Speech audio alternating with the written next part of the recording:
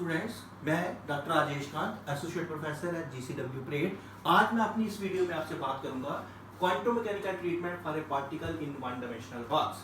बेटा, इसको समझने से पहले हम फिर एक क्लासिकल पार्टिकल की बात करते हैं जो एक बॉक्स में फिट है, बंद है। ये क्लासिकल मैकेनिक्स का जो पार्टिकल है, ये पार्टिकल जो मैंने लिया हुआ है, ये एक इलास्टिक पार्टिकल है। इलास्टिक पार्टिकल का मतलब जब भी ये मूव करता है तो यहाँ पे वाल्स पे टकराता है तो there is no loss of energy का कोई भी लॉस नहीं होता। Moreover I have also taken that base is frictionless का मतलब इसमें भी कोई लॉस एनर्जी का नहीं हो रहा, और जो इसलिए ये पार्टिकल जो है हमेशा मोशन में रहता है। पार्टिकल इस बॉक्स के अंदर मूव ही करता रहता है, और ये जो वाज है ये इनफाइनाइटली हाई है इस पार्टिकल के लिए कि ये इसको एस्केप नहीं कर सकता, इनसे एस्केप नहीं हो सकता, निकल नहीं सकता बाहर, इसलिए ये इसके अंदर ही बंद रहता है। ऐसा ही एक पार्टिकल है हम बात करेंगे जो क्वांटम मैकेनिक्स में, उसको देखेंगे कि उसकी एनर्जीज, उसका वेव फंक्शन कैसे हम निकाल सकते हैं, कैसे श्रोडिंगर वेव इक्वेशन को सॉल्व करके। चलिए उसको शुरू करने से पहले हम बात करते हैं, ये मेरा ये डायग्राम है। पहले आप समझ लीजिए ये कोई क्वांटम मैकेनिकल बॉक्स नहीं है, ये डायग्राम है उस पार्टिकल की जो ऐसे ही एक बॉक्स में बाउंडेड है, बाउंड्रीज के बीच में है, और उस बॉक्स के लिए मैंने माना है कि हम बॉक्स की जो लेंथ ले रहा हूं मैं वो है ए यूनिट लेंथ का बॉक्स है, बॉक्स की लेंथ है सॉरी, जिसमें कि मैंने खुद से सेट किया है कि x 0 से लेके x a तक जो है चेंज हो सकता है। अपनी कन्वीनियंस के लिए मैंने एक कोऑर्डिनेट को x 0 पे सेट किया हुआ है बेटा, और इसमें हमने अजम्पशन क्या ली है कि विद इन द बॉक्स जो एनर्जी है, potential energy of the particle with in the box is 0।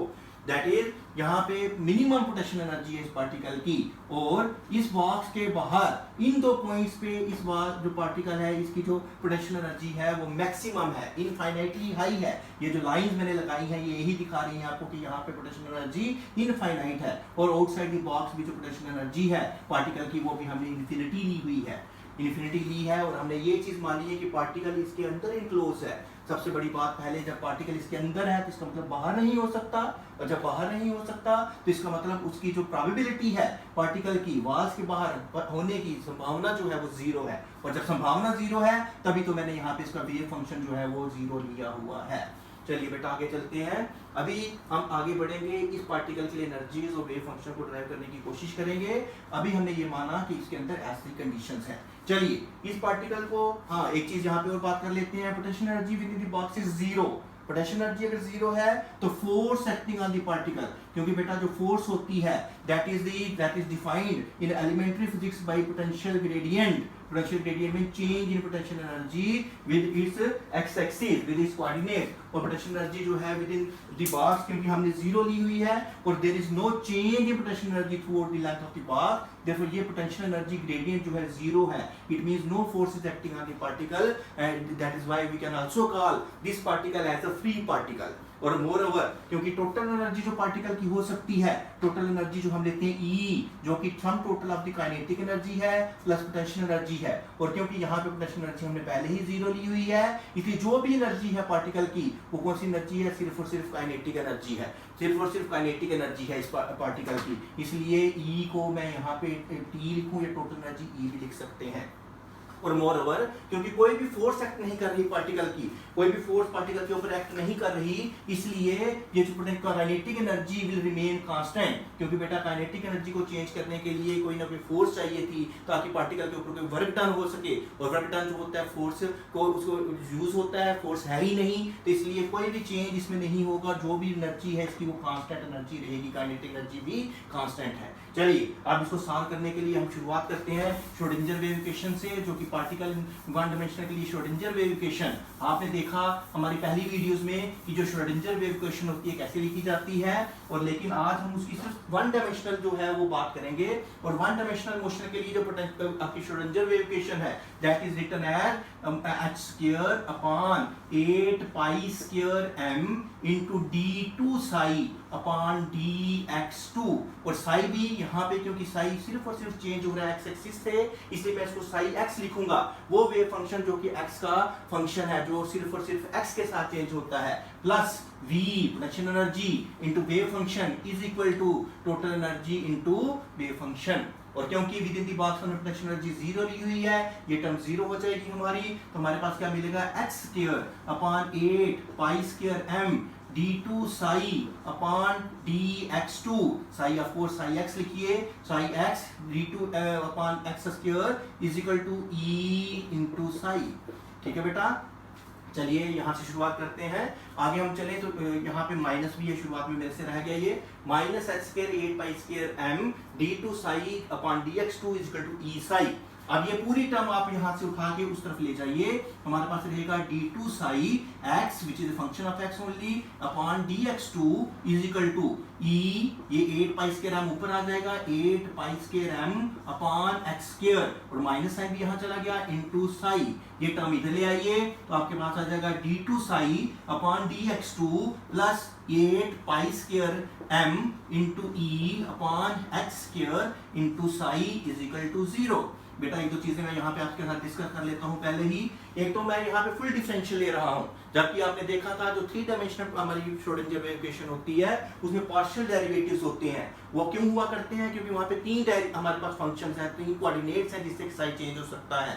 जब x को ऊपर चेंज होता था हम मानते थे y और z जो है वो कांस्टेंट रह रहा है, similar is the case for y and z axis. लेकिन यहाँ पे जो भी चेंज है that is only due to x axis, on the x axis due to x coordinate only, इसलिए जो भी चेंज होगा that will be total change, इसको हमने d2 इसलिए पार्शियल की जगह फुल डिफरेंशियल लिखा हुआ है। चलिए यहाँ तक चले जाए, तक पहुंच गए हम कि यहाँ पे हमारा ये इक्वेशन आ गई। अब इस टर्म को अगर हम देखें, इसमें 8 कांस्टेंट है, पाई कांस्टेंट है, m भी हम कांस्टेंट ले रहे हैं, और जब हम m कांस्टेंट ले रहे हैं तो हम ये मान रहे हैं कि जो पार्टिकल हमारा वो नॉन रिलेटिविस्टिक पार्टिकल है, मींस उसकी जो वेलोसिटी है लाइट से बहुत बहुत बहुत कम है, और x स्क्वायर भी कांस्टेंट है, और ये e को भी हम कांस्टेंट मान के लें, कहा e कांस्टेंट है। क्यों कांस्टेंट है?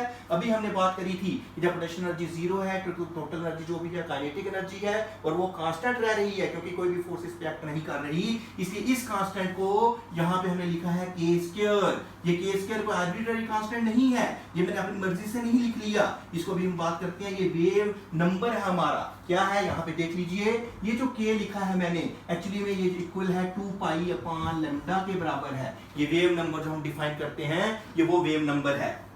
चलिए अब हमें k स्क्वायर लिखा है, मैं इसको k स्क्वायर कर देता हूँ। k स्क्वायर क्या होने वाला है? That will be equal to 2 की जगह स्क्वायर करेंगे 4 pi square into lambda square, और लैम्डा क्योंकि हमें पता है डी ब्रोगली वेव इक्वेशन से h अपॉन p होता है या h अपॉन mv होता है।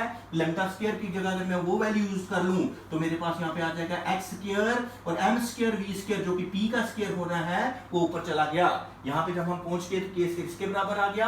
अब एक चीज और यहाँ पे इंटर करेंगे, जो टोटल एनर्जी थी हमारी वो क्या थी? सिर्फ और सिर्फ काइनेटिक एनर्जी थी, और काइनेटिक एनर्जी किसके बराबर होती है? 1/2 mv स्क्वायर। अब मैं 2 इधर ले जाऊं तो मेरे पास हो जाएगा 2e is equal to mv square. क्योंकि मेरे को m स्क्वायर v स्क्वायर चाहिए, मैं दोनों तरफ m से मल्टीप्लाई कर लेता हूं, 2me is equal to m square v square. और जब आप यहाँ पे m स्क्वायर v स्क्वायर की जगह ये वैल्यू यहाँ पे यूज करेंगे तो you will get k square is equal to 4 into pi square into 2 means 8 pi square, और यहाँ पे क्योंकि m स्क्वायर v स्क्वायर की जगह ये पूरी टर्म यूज करनी है, 8 pi square m into e upon h square. तो इसका मतलब आप देख रहे हैं ये k स्क्वायर जो हमारा है वो इसके बराबर है, और ये k क्या है? k शुरू में हमने जो शुरुआत करी वो था वेव नंबर, ये भी आप याद रखेंगे क्योंकि आगे चल के ये भी मेरे को जरूरत पड़ने वाली है। तो इसका मतलब यहाँ तक हम पहुंच गए, और जब हम यहाँ पे k स्क्वायर यूज किया हमने तो हमें एक standard differential second order differential equation हमने मिल गई है। और स्टैंडर्ड जो सेकंड ऑर्डर डिफरेंशियल इक्वेशंस होती है बेटा, उसके लिए हमें प्लस पॉइंट क्या है कि उसका स्टैंडर्ड जो उनकी इनफाइनाइट जो है जनरल सॉल्यूशंस होती हैं, हम वन ऑफ द इसकी जनरल सॉल्यूशन लिखेंगे जो कि इस इक्वेशन को सेटिस्फाई करेगी, that is Sai which is a function of x। Of course यहाँ पे मैंने कई जगह नहीं लिखा, आप लिख सकते हैं, नहीं भी लिखेंगे तो आपको अंडरस्टूड है। यहाँ पे साई जो है is a function of x only. Psi x is equal to a sin of kx plus b cos of kx। ये one of the general solutions of this second order differential equation. कैसे है आप खुद से choose करिए, आप इसको यहाँ पे साई का फर्स्ट ऑर्डर डिफरेंशिएशन निकालिए, फिर सेकंड ऑर्डर निकालिए, और आप देखेंगे जब भी आप d2 साई अपॉन dx2 निकालेंगे तो आपके पास, और उसको इसमें डालेंगे तो आपके पास जो इक्वेशन है वो सेटिस्फाई हो जाएगी। मोरओवर एक चीज और यहाँ पे नोट कर लीजिए, a और b जो है ये हमारे ये आर्बिट्ररी कांस्टेंट्स हैं, मींस आप कुछ भी वैल्यू a और b की यूज करें वो हमेशा एक सॉल्यूशन हुआ करेगी इस इक्वेशन की। चलिए ये तो जनरल सॉल्यूशन है, लेकिन अपनी इक्वेशन, अपने जो हमारी प्रॉब्लम है आज की, जो क्वांटम मैकेनिकल हमारा पार्टिकल है, उसके लिए अगर हमने ये ए और बी की वैल्यूज निकालनी है तो हम दो कंडीशंस लगाएंगे, जहां पे जिनको कि हम बोलते हैं बाउंड्री कंडीशन। बाउंड्री कंडीशंस क्या है बेटा?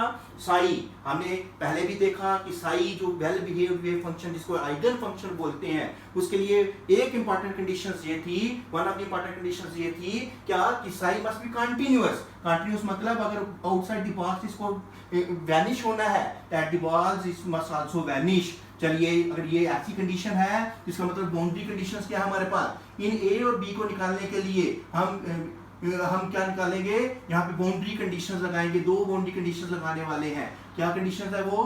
कि Sai x, Sai which is the function of x, it will vanish at x is equal to 0। जब x 0 है तो साई जो है वो वैनिश हो जाता है। ये कंडीशन यहाँ पे यूज करें तो आपके पास जो है 0 will be equal to a sin of k into 0, k into 0 plus b cos of k into 0, that is a sin of 0 plus b cos of 0। आपको पता है sin of 0 is 0, this quantity will reduce to 0 and cos of 0 is 1, so from here we will get b।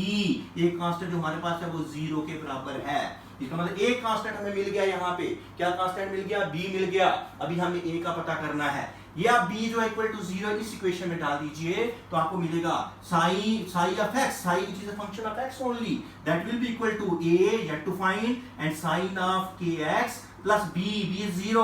तो 0 को जब यहाँ पे करें तो ये इक्वेशन तो खत्म ही हो जाएगी हमारी। इसका मतलब साई जो हमारा वेव फंक्शन है इस क्वांटम मैकेनिकल प्रॉब्लम के लिए, उसका जो एक सॉल्यूशन हमारे पास ये आ रहा है। अभी भी इसमें a जो है वो एक आर्बिट्रेरी कांस्टेंट है जिसकी वैल्यू पता करनी है। वो हम कैसे कोशिश करेंगे? दूसरी कंडीशन लगाएंगे। सेकंड बाउंड्री कंडीशन क्या है हमारे पास? ये फर्स्ट बाउंड्री कंडीशन थी, ये सेकंड बाउंड्री कंडीशन में लगाऊंगा क्या कि Sai of x is again 0 when at x is equal to a।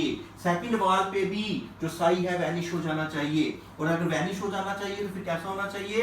अब ये देखिए b आगे ही पता कर चुके हैं हमारे पास, अब इसमें रिड्यूस हो गई है वेव इक्वेशन, जो वेव फंक्शन की इक्वेशन है, हम ये कंडीशन इसमें पुट करेंगे, हमारे पास अगेन आ जाएगा psi x should be equal to 0 when a sin of k, और x की जगह क्या आ जाना चाहिए बेटा? जब x a होगा तब भी ये 0 हो जाना चाहिए। चलिए आगे बढ़ते हैं। अभी हम देख रहे हैं कि हमारे पास a की वैल्यू निकालने के लिए ये इक्वेशन आ गई, a sin of k a must be equal to 0। अब इसमें दो चीजें हैं, एक फंक्शन ये है, एक ये है, एंड प्रोडक्ट ऑफ दो फंक्शंस को अगर 0 होना है तो उनमें से एक फंक्शन को 0 होना जरूरी है, but a can not be equal to 0। a we can not accept this value a equal to 0। क्यों बेटा? क्योंकि अगर हम a 0 मानेंगे, b आगे ही हमारा 0 है, a भी 0 होगा, it means at every point a हमारा जो वेव फंक्शन है वो 0 होगा। Means with in the box at every point हमारा वेव फंक्शन 0 होगा।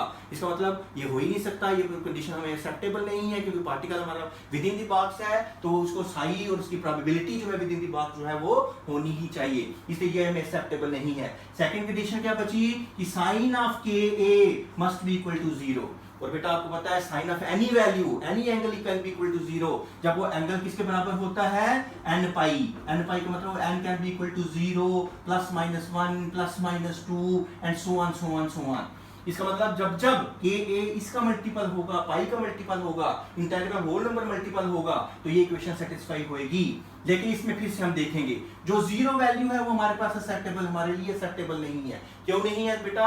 अगर ये n पाई को 0 होना है, अगर 0 वैल्यू के लिए आइदर k को 0 होना है या a को 0 होना है। अरे a तो 0 हो ही नहीं सकता। क्यों नहीं हो सकता? क्योंकि हमारी यहाँ पे लेंथ है जो बॉक्स ही वो a है। अगर हम ये 0 माने इसका मतलब हमारे पास बॉक्स ही नहीं है, ऐसा तो हो ही नहीं सकता, इसलिए a तो 0 नहीं हो सकता। एक ही कंडीशन बची वो क्या कि k को 0 होना है, और k को 0 अगर होना है तो हम फिर देखते हैं k क्या था हमारा, जो मैंने शुरुआत में आपको कहा 2 पाई अपॉन लैम्डा। और अगर k को 0 होना है, k को अगर 0 होना है इसका मतलब आपके पास क्या, k को अगर 0 होना है तो यहाँ पे लैम्डा जो आपका वो इनफिनिटी होना चाहिए, इनफाइनाइट 0 होना चाहिए। k 0 है तो 2 पाई, हाँ जब k 0 हो जाएगा देख लीजिए यहाँ से, तो lambda is equal to 2 pi upon k। और जब k 0 कर रहे हैं यहाँ पे आप, इसका मतलब लैम्डा आपका इनफिनिटी हो जाना चाहिए, जो कि ये भी रियलिस्टिक कंडीशन नहीं है। इसलिए ये हमारी जो वैल्यू है 0 is not acceptable value, so we will reject, जो है हम इसको रिजेक्ट कर देंगे। So n can be equal to plus minus 1 plus minus 2 and so on so on. अभी हम एक चीज और इसमें करने वाले हैं, क्या कि जो नेगेटिव साइंस है वो भी हम जो है यहाँ से हटा देंगे, हम रिजेक्ट कर देंगे। क्यों? क्योंकि आप देखिए यहाँ पे हमारे पास साइन ऑफ के ए है, और अगर जब भी आप इसकी नेगेटिव वैल्यूज लेंगे, यहाँ पे के ए के लिए नेगेटिव वैल्यूज लेंगे, वो नेगेटिव वैल्यूज जो है आपको पता है कि साइन ऑफ माइनस थीटा जो होता है माइनस साइन ऑफ थीटा होता है बेटा। और जब भी आप यहाँ पे नेगेटिव ऑफ समथिंग करेंगे वो नेगेटिव ऑफ साइन आ जाएगा। और क्योंकि आपको पहले ही हमने बताया है एक आर्बिट्रेरी कांस्टेंट है, अगर मैं उस कांस्टेंट को जैसे अगर के ए मैंने 2 लिया है, 2 के बजाय -2 लूंगा तो ये ऑटोमेटिकली फिर पॉजिटिव हो जाएगा। इसका मतलब ये हुआ कि जो हमारा वेव फंक्शन है, वेव फंक्शन किसके बराबर आ रहा है, इसके बराबर आ रहा था, ये अब्सॉर्ब कर सकता है नेगेटिव साइंस को। नेगेटिव साइंस को यहाँ पे अब्सॉर्प्शन जो है हो सकती है, इसलिए हम एक इसकी नेगेटिव साइंस नहीं भी मेंशन करें तब भी हमारे लिए वो परफेक्ट सॉल्यूशन है। क्या है वो कि k शुड बी n पाई। अब यहाँ से मैं फाइनल लिखूंगा क्या कि जहाँ पे n क्या है, एक्सेप्टेबल वैल्यूज क्या है हमारे पास 1 2 3 सो ऑन ये हमारे पास अब नेचुरल नंबर्स की जो वैल्यूज है वही पॉसिबल है के ए के लिए। और यहाँ से अगर आप देखें तो k is equal to n pi upon a आ गया हमारे पास, where n can be equal to 1 2 3 4 so on. चलिए अगर यहाँ तक हम पहुंच गए हैं, अब हम इसको आगे चलते हैं। अब हमारा फाइनल यहाँ से देखिए k की वैल्यू आने से हमें क्या क्या मिलने वाला है। एक तो हमारे पास मिल गया साई जो है which is a function of x only in this case.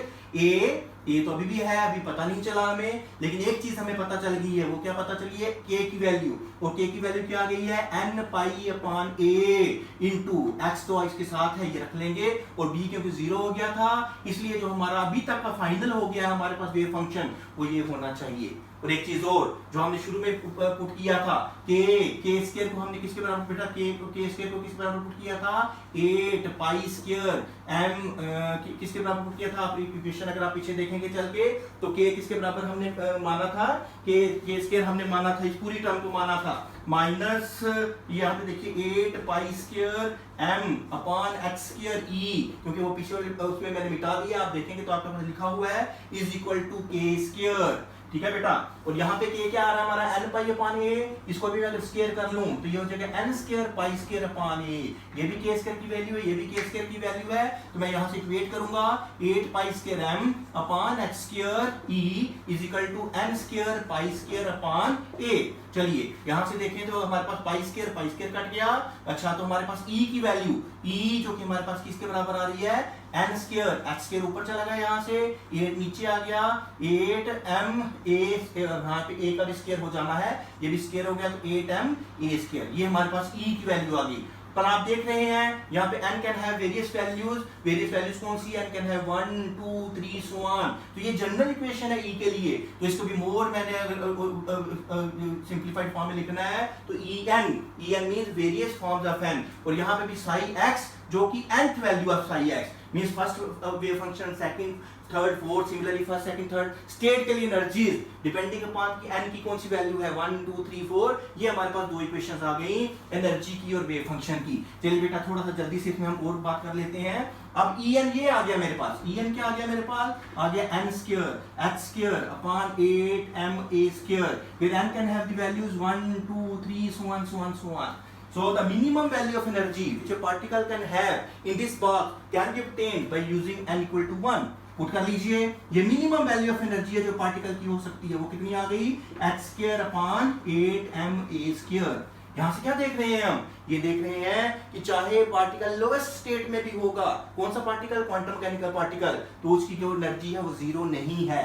और ये जो जीरो नहीं होना बेटा, this is in accordance with the Heisenberg uncertainty principle. जो क्यों, वो भी देख लीजिए, क्योंकि हमारे पास यहाँ पे देखिए पोजीशन में अनसर्टेनिटी कितनी है, ये डेल्टा x कितना है हमारा a, मीन पार्टिकल की पोजीशन ज्यादा से ज्यादा यहाँ नहीं तो यहाँ नहीं तो यहाँ नहीं तो यहाँ हो सकता है। हम कहें तो इसके अनसर्टेनिटी इन पोजीशन कितनी है, a है। और आपको पता है हमारे पास जो हाइजेनबर्ग अनसर्टेनिटी प्रिंसिपल के मुताबिक delta x into delta p it should be equal to h bar upon 2, यही है, where h bar is equal to h upon 2 pi, पता है आप लोगों को।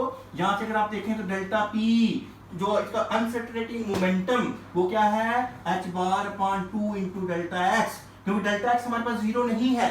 इसका मतलब जो मोमेंटम में अनसर्टेनिटी है वो जीरो नहीं हो सकती। मोमेंटम किसके बराबर होता है? Mass into velocity. इसका मतलब मास, जो आपका मास तो जीरो होगा नहीं, हमने शुरू में माना, इसका मतलब वेलोसिटी जीरो नहीं है। और जब वेलोसिटी जीरो नहीं है तो दिस इज द करेक्ट, हमारे पास जो रिजल्ट आया है कि इसकी एनर्जी कभी भी जीरो, वेलोसिटी नहीं जीरो हो सकती तो मींस काइनेटिक एनर्जी जीरो नहीं हो सकती, इसलिए ये कभी भी जीरो नहीं हो सकता है। This is in accordance with the Heisenberg uncertainty principle. और बेटा इसी वेव के, इसी वैल्यू ऑफ एनर्जी के लिए हमारा जो वेव फंक्शन होगा, that can also be obtained, that can also be written as psi1 of course which will be a function of x only, this will be a sin of 1 put कर लेंगे तो pi upon a into x. Similarly by putting the values of 1 2 3 so on we can obtain different values of e and psi, जिसकी बात मैं अपनी next video में आपके साथ करूंगा, क्योंकि इसमें टाइम लिमिट का थोड़ा हमारा ध्यान रहेगा।